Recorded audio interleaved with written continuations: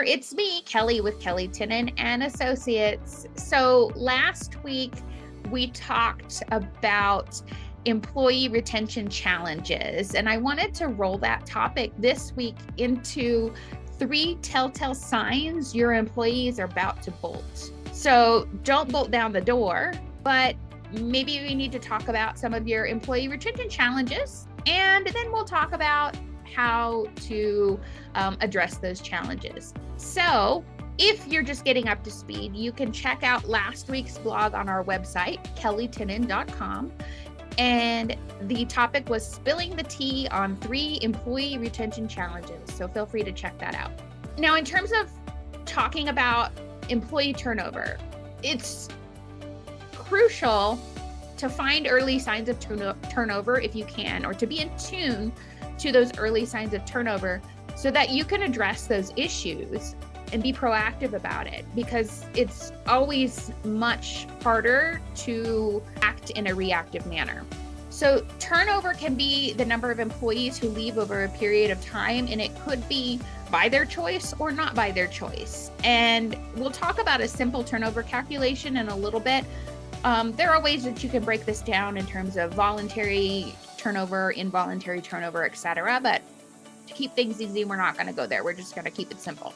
But I wanted to talk first about 3 early signs of turnover, or that you may be at risk for losing an employee.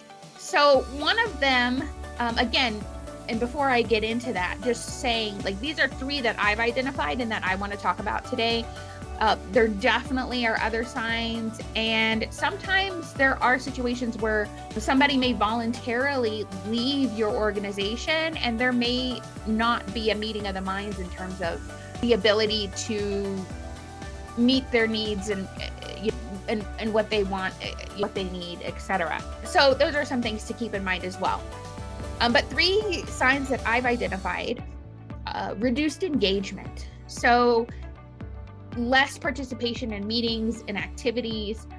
So if you have someone who's normally engaged in meetings, engaged in day-to-day conversations around the water cooler, and then they've suddenly gone silent, they aren't participating, they aren't interjecting their opinions, their thoughts, their ideas, that could be a sign that something bigger is going on, and it may be time to schedule a meeting with your employee, and not necessarily to be like, why are you not talking anymore in meetings, but to just probe and to see what's going on. Another indicator could be absenteeism, if I could get the word out, and lateness. Now, this isn't always necessarily a sign of turnover per se. There could be other things going on. Are there things at home that are contributing to absenteeism or lateness? But somebody who maybe is very punctual, and all of a sudden they're coming in late, they're leaving early, they've gone MIA, they're taking a 3-hour lunch break. Those are all things to really be mindful of. And third, you have an employee who maybe starts voicing their dissatisfaction more frequently, and they're much more vocal about it. There's nothing wrong with employees voicing their concerns, and there's an element of psychological safety.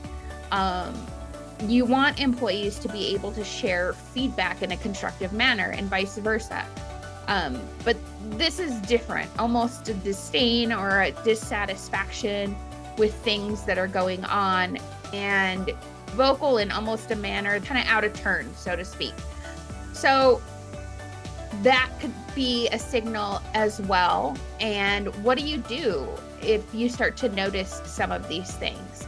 Well, it definitely could be an opportunity for coaching or a one-on-one session to be proactive in regards to some of these things, getting to know your people, taking the time to get to know your team beyond just what they do at work. And this doesn't mean you have to be involved in every single aspect of their personal lives, but just knowing who they are a little bit more as a person.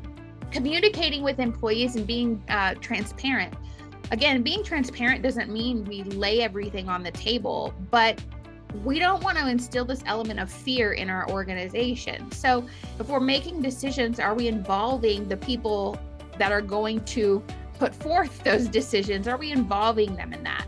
And then, of course, creating that environment of psychological safety, making it an environment where mistakes are challenges to learn from. That doesn't mean that mistakes are okay, but reframing that a bit to, okay, how can we learn from this? What's the opportunity for growth from this particular thing that happened? And giving people the ability to share freely. So I mentioned that turnover calculation. Many of you may already know about this, but just in case you can do just a very quick, simple math. Employees who have left during a certain period of time divided by your average number of employees during that same period of time. And then to get a percentage, you multiply it by 100. So that'll give you for lack of a better term, a quick and dirty calculation into your employee turnover. And you'll want to look at industry trends because different industries yield different averages. There are different norms for different industries.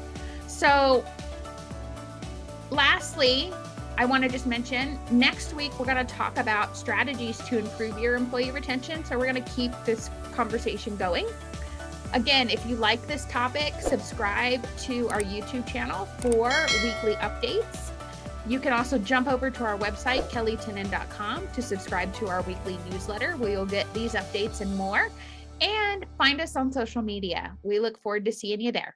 Take care, and until next week.